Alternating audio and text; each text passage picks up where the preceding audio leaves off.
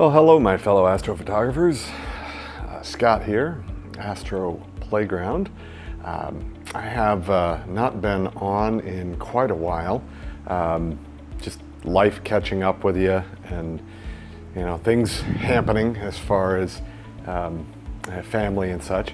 However, I wanted to let you guys know that we are going to be doing more videos, and we're also back up on Astroworld TV. So if you haven't been over to check out Astroworld TV and Astroworld telescopes, please do so. My buddy Dan Higgins out there is always interested in new viewers and new clients as well, new customers. So I wanted to take you guys through a little bit about what we're doing. I have cleaned out our backyard, and I'm attempting to get our telescope up and running.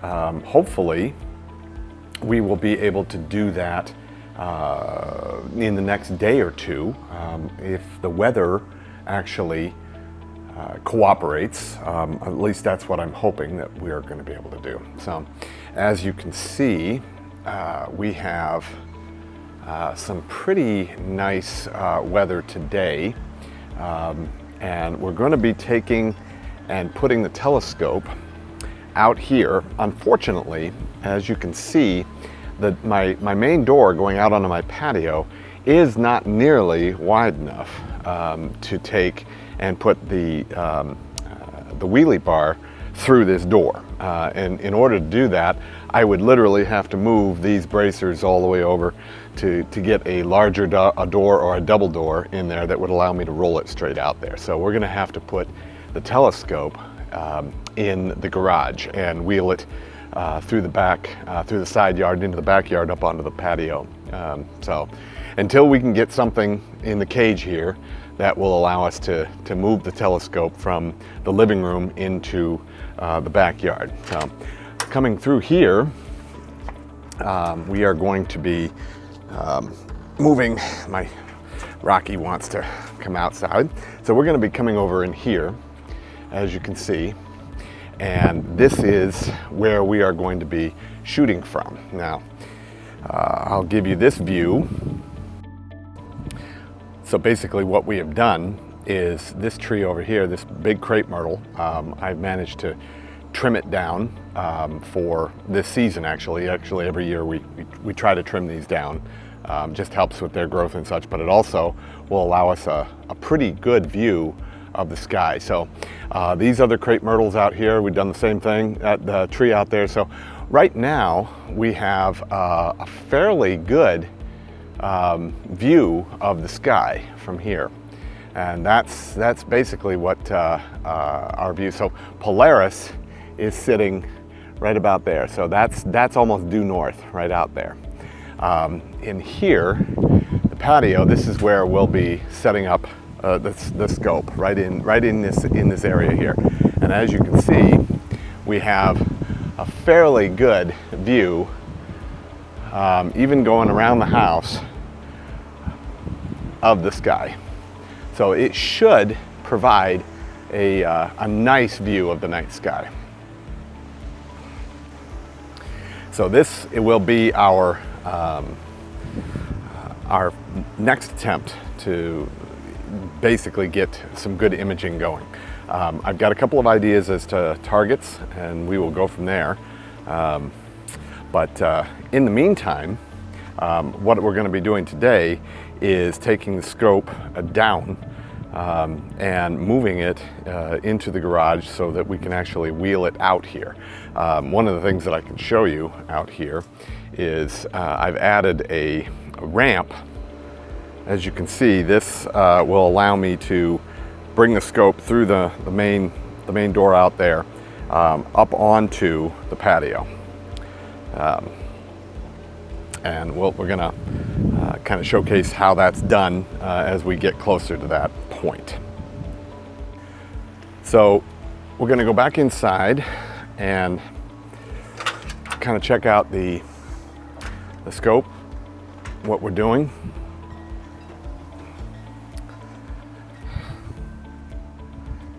It's just an absolutely beautiful day here in Florida, as you guys can see.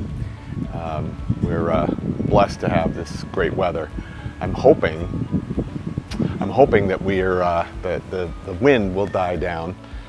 We might be able to get some imaging done, possibly this weekend, or at the very least get the scope set up and see how well she polar aligns and so on and so forth. So I've started by removing the scope, the main OTA, off of the mount. And I know some of you have exclaimed that scope is really unruly to take on and off the mount. Now it just may be that I'm 6'6" and running 240, you know, that it's maybe a little easier for me, but I don't have any problem with removing that OTA fully loaded like that off of that scope mount, off of the Rainbow Astro mount. So I was literally able to just take that right off, loosen the main ADM plate, and put that scope very gently down on the ground. It is a C14, and fully loaded like that, it is not light. But it is manageable, and thank gosh for these handles. I basically put my arm underneath. I put my arm underneath this the main part of the scope here, the back part of the scope, grabbing that handle and using that as my main support, and then grabbing down here, you know, to hold the scope, and I'm able to lift it on and off of that mount relatively easily.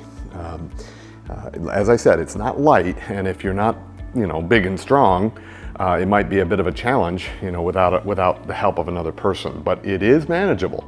So people that say that the C14 is not a scope that is easily moved, they're partially right. You know, yes, it's not easily moved, but it's not something that, you know, you should be scared of in taking it to remote locations. It is doable, especially if you have the right packing materials, you know, good cases and such for your image trains and, you know, Eagle and, you know, the guide scopes and so on and so forth, you know, packing it up, nice soft cases for the OTA.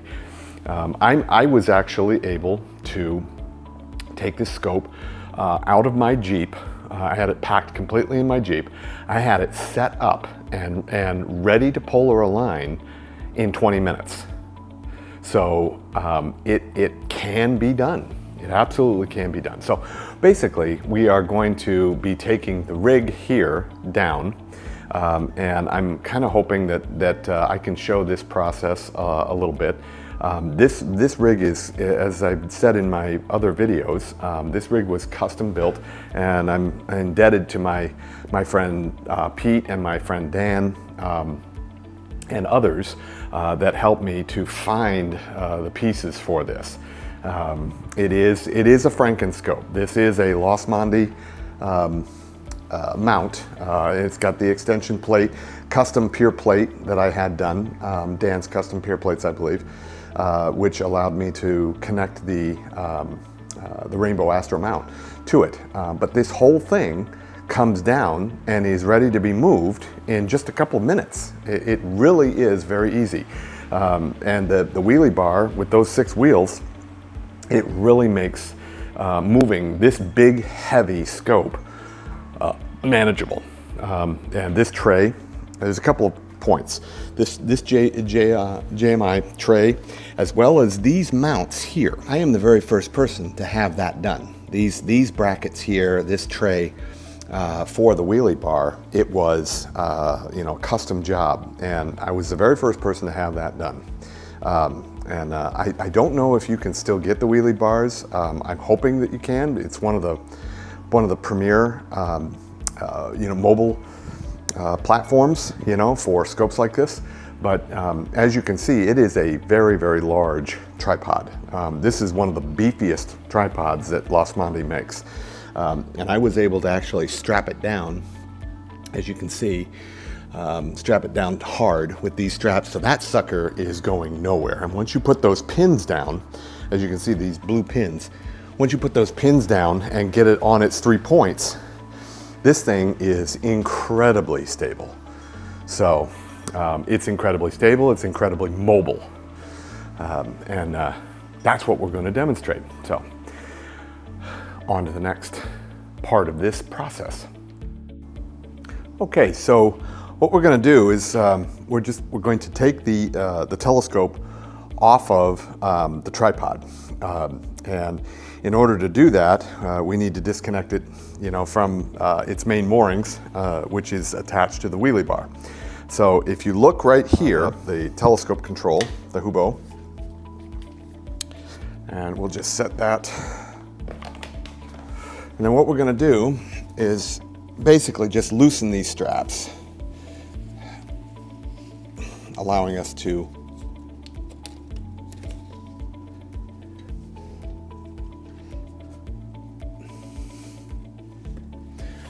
remove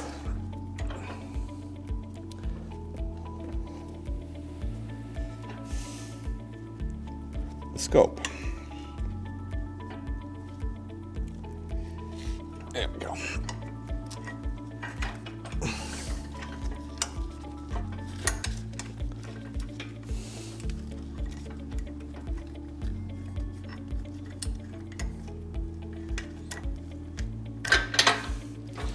Basically just like that. And then the scope itself,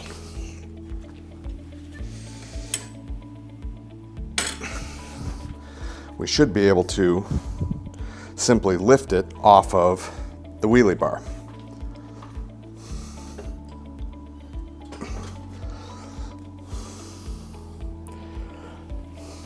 And just loosen the pivots on these legs to make it a little easier. And it comes right off. Just like that. One of the things that I want to make sure that I do, because it's just unnecessary weight, is to remove the weights from the scope, from the mount. It's just an extra, 40 pounds of weight that we don't really need. 20 pounds of weight that we don't really need to be carrying all at once. But without those weights on there, the rig itself is very manageable to move. So that's what we're going to do next. So one of the things that you want to make sure that you do whenever you're moving weights, you want to make sure that they don't fall off of this the main rod. It would be absolutely horrifying to have one of these huge stainless steel weights fall on your foot. They don't call this nut here the toe buster for nothing. All right, so you want to make sure that you are doing this carefully. Do not drop these weights. All right, they are incredibly heavy, and you will wind up going to the hospital. So do not do that. Fortunately, thank gosh, I have not dropped any of these weights. Not to mention, I wouldn't want to drop them. They're incredibly expensive. So, but removing the weights from the mount, it makes this now much more reasonable to move. Still heavy, but much more manageable. So now the next thing we're going to do is to go ahead and move the wheelie bar out to the garage, and then we'll move the tripod out there, taking things out piecemeal. So that's our next step. Okay, so as you can see here with the tripod, we've got the tripod folded and set down, manageable. You don't even have to take the mount off, but again, manageable. We're going to move the wheelie bar outside. The big problem with the wheelie bar is this distance from here to here, and that distance, even at a wheelchair accessible door, it will not fit. So we need to be able to get in and out of doors that are wide enough to get this. And unfortunately, in most homes, you can't leave this inside unless you've got a great big screen, glass window, and the ability to get all the way outside. Unfortunately, as I mentioned before, that's what's blocking it. So we're gonna move this right now. Again, not terribly heavy, little bulky, but not terribly heavy. So we're just going to go ahead and move this right now.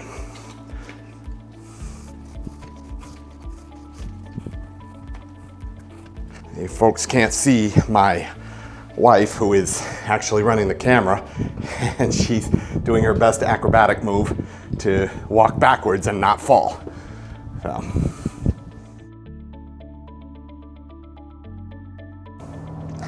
Okay, so we got the wheelie bar out into the garage, and this will be a much better place to store the telescope. I've got a spot right here that will work very well. All right, but for right now, what we're going to do is leave this out just a bit because we need to set things up.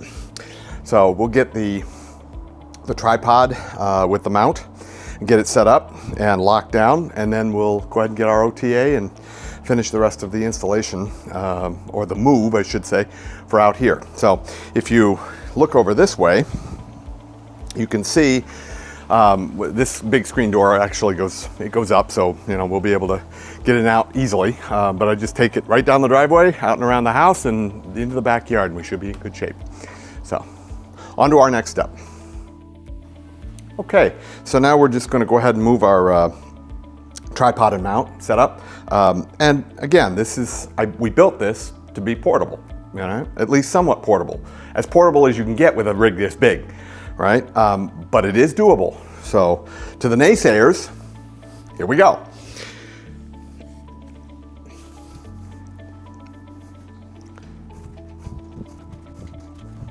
Now granted, I wouldn't want to be hiking doing this, but moving it from a car to a dark site location, definitely possible.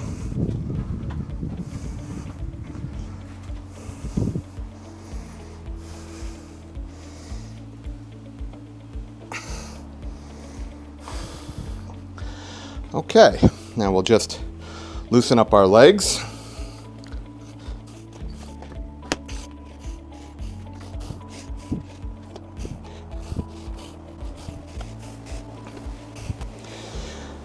And there we have it. So now we'll just go ahead and set the tripod in the legs in their individual pockets.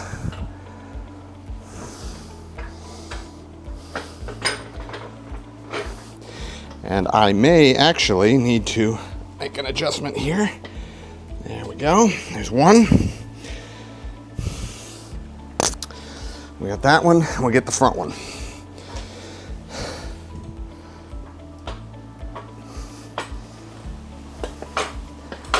And there we go. So I just want to make sure that the legs are fully extended and fit snugly into those pockets, which they look like they are, which is a good thing. And as you can see, with the legs inside their pockets like that, there is no way that this scope can come off of this wheelie bar, especially once I get the snap here and cinch these bad boys up like that,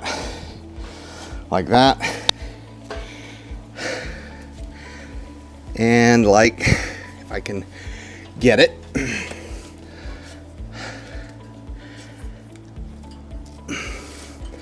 like this. With that cinched down like that, there is no way that's going to move. So we're in good shape there. Take up our slack on our straps.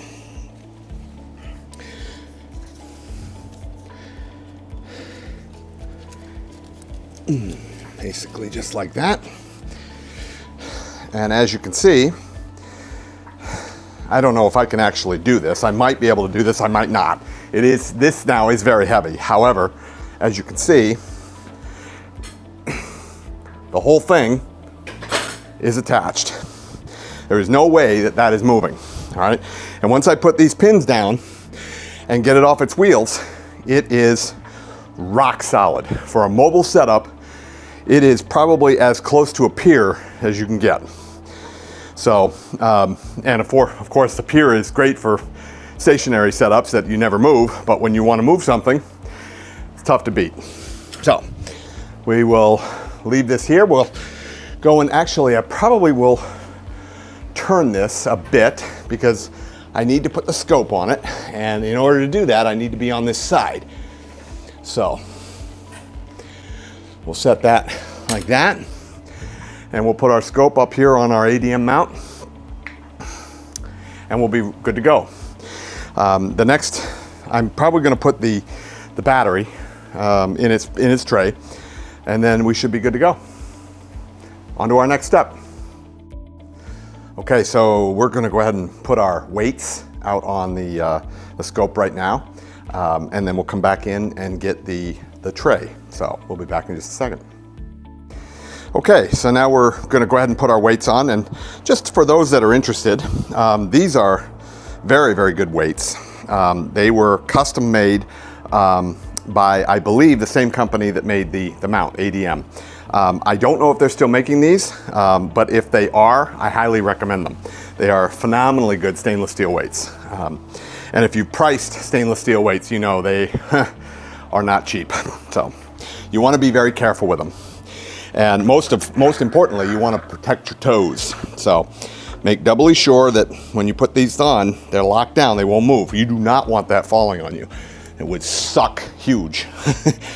So we're just gonna put these up on here, lock them down tight, and then get our toe buster. Absolutely imperative. You want to make sure you have that in place. Do not forget your toe buster. All right, and we'll just put our weights down. There we go, and we're on to our next step.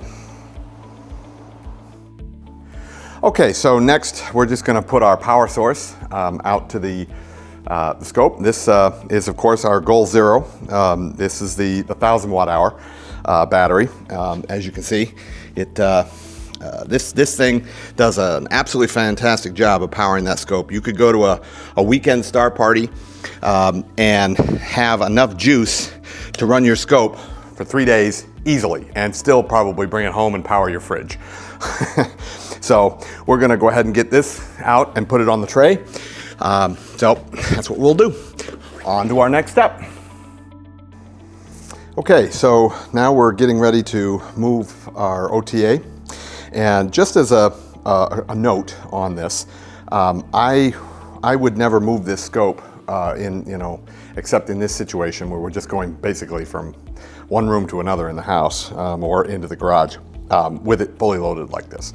And as you can see, our mascot, he's job site foreman, so he's making sure that everything is copacetic.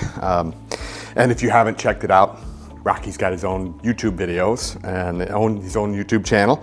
So you can go ahead and check out Rocky Roads, R-H-O-A-D-S, Rocky Roads, and see all of his antics. So I would basically take everything apart from here. Everything that is on the rails, the imaging rig, the imaging train, all of this stuff would be boxed up and protected if I was going to load it in the Jeep. All right. It is important to note that this entire rig that you see, including the wheelie bar, I got it into the back seat of my Jeep with the seats folded down. I was able to get everything in the back seat of that Jeep, this entire rig. And that's pretty amazing. All right. If you have a small trailer, it's no problem at all. But I was, like I said, back seat of the Jeep, and it works. So we're going to go ahead and move this now and try to be as careful as we possibly can in doing so. And here we go. And as you can see, it's not terribly heavy. I mean, it's not light either, but I'm not huffing and puffing to move it. So, and that's fully loaded.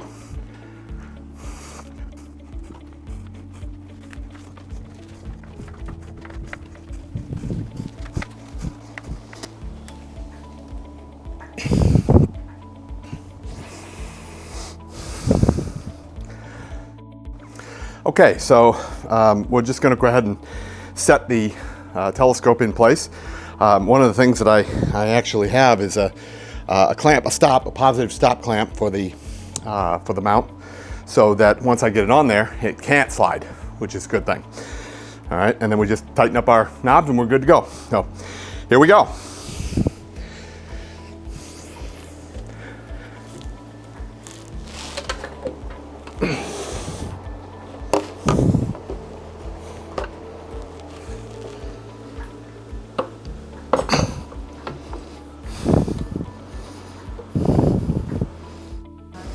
Okay, so once we get it into the dovetail, we lock it down.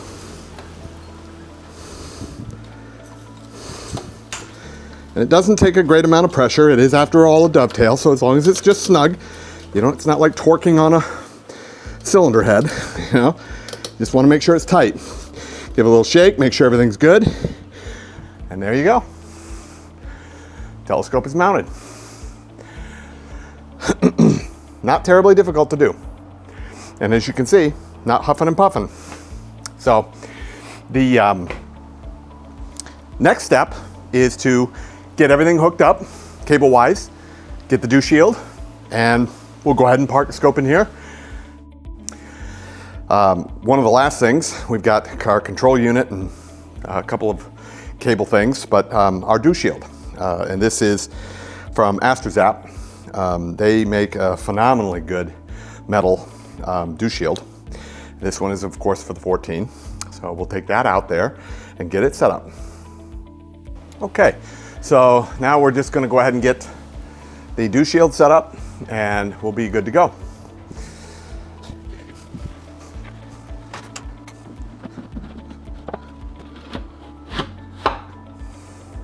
And when you get that on there, these little nylon screws are just to keep it from coming off. They do not require any torque at all. You just take them down until they bottom out.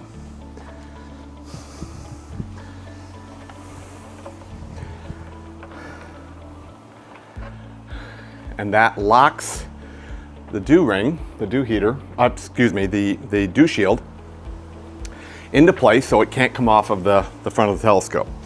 And of course, one of the things to note is that these two covers are not interchangeable. This cover, I use this for moving the telescope and storing it. This is the one that came with the OTA. This one here was for the Astro. This is their Astro cover. I highly recommend, and I know some people don't want to spend the money on the extra cover, but if you don't, you're open all the time, and there's no way to cover that main objective lens. So I highly recommend this. Now, the one thing about these is that they are not a snug fit like the Celestron one is. All right, they just sit there. So if you're going to move your scope, you know, or do anything with it, make sure to take this off. So, you know, if you're moving it, it doesn't fall off. All right, but as you can see, it just sits there, and it will not stay if the scope is inverted or you know, pointing down at all. It will fall off. So you want to make sure, and I'm sure that there's workarounds that you can do, you know, to ensure that it doesn't do that. I just make sure that I take it off before I do anything with the scope. So, okay, on to our next step. Okay, a couple things. The Goal Zero battery comes with just the regular plug-in that allows you to plug it into the wall and it'll charge the battery. It takes a while to do that, to charge that battery out of the wall if it's depleted, all right, or close to depleted. One of the things that you can do is purchase the optional fast charger for the Goal Zero. This will cut the charging time down dramatically. I think that it will go full charge with this fast charger in 2 to 3 hours versus 12. So the fast charger is really nice, especially if you need that kind of functionality. So the other thing that I did that I highly recommend is just purchasing some of these little dudes, right? They're just bubble levels, all right? And they've got a magnetic base. There are 2 of them stuck together with magnets. And you put this on the different axes of the plate, and it allows you to level your plate, your telescope, very easily. Right? These are a must, and they're cheap. Right? Get good ones, but they're not expensive at all. A couple bucks, all right, off of Amazon. Other than that, we'll get the rest of our cabling, and we should be in good shape. On to our next step. Okay, so we're just going to connect the rest of our stuff here. The Hubo controller for the Rainbow Astro. This is the RST300, for those of you that don't know or haven't watched my other videos, which I encourage you to do. I did an in-depth dive on both the Celestron, the RST300, as well as other videos that are on there. Check them out. So we're just going to go ahead and get this stuff plugged in and get it up and running. Of course, we have our telescope power. And of course the drivers, the main USB cables to hook up into our Eagle. So this is going to go up in here. So hook our power up to our Eagle. We want to make sure that we're plugging things in correctly. There we go.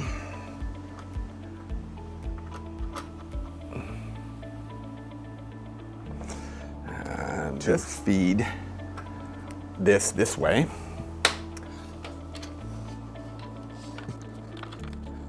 There we go. And we'll plug that in. And then the USB cable just plugs right directly into the Eagle. One of the things that I highly recommend, and I'm sure that all of our friends on Astro World TV will agree, I know that Dan will definitely agree with this, is to not use the USB cables or any of the cables that come with your cameras or any of your fixtures. Do yourself a favor. Go out and get good cables. These ones here are, I believe, I can't remember exactly where I got these, but I do know that they are very good cables. You want to get the best ones that you can find. Cables that are heavily shielded and so on and so forth. You don't want to mess around with cheap cables. And quite frankly, the cables that come from ZWO, they're terrible. They are not worth the price of admission. So don't screw around with those cables. Get new cables. You will thank me. And you will thank Dan, and you will thank Sean Nielsen, and you will thank all the guys, Eric at Eric Astro. So on to our next step. Okay, so we have our rig set up, and as you can see, we're ready to go. I've double checked the inflation on the tires, and we're good there. We're just going to move it around. Now, one of the things that I want to show you is how easily this moves. This is an incredibly heavy rig. I would venture that it is pushing at least 300 pounds, at least 300 pounds. And thereabouts, all right? Certainly nothing that you want to try to move without this wheelie bar. So here we go.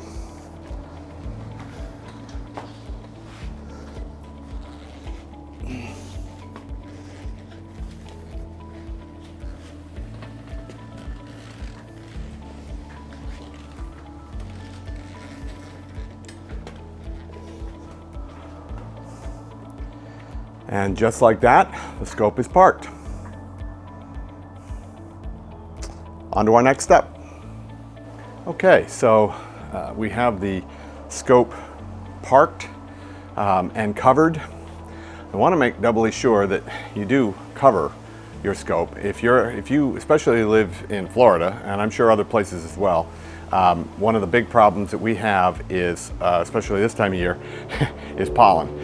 And the pollen can be ruthless. I washed my car a couple days ago. It looks like I haven't touched it in a month. So as you can see, The scope is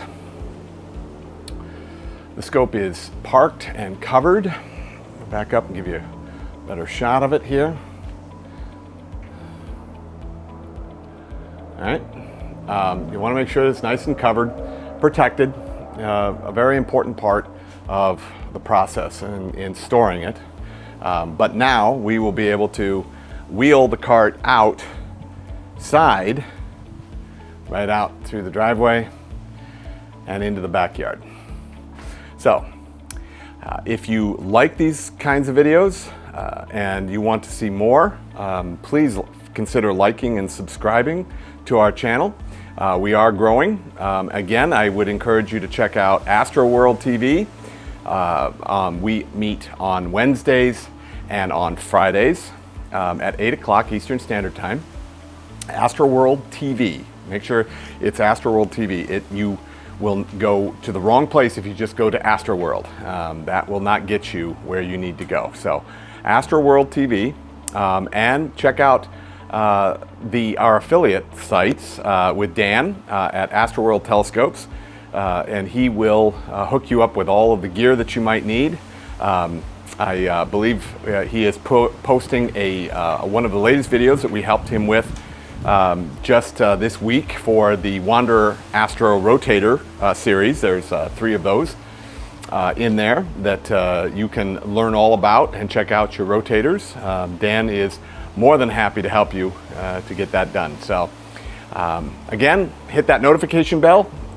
Make sure that you get all of the updates on our upcoming videos, and look for a new video coming when we move the scope outside to get it set up.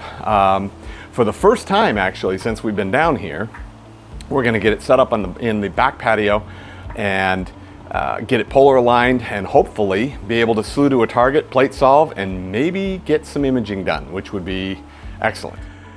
So remember to keep imaging, keep educating, and clear skies. We'll see you at the next video. Bye for now.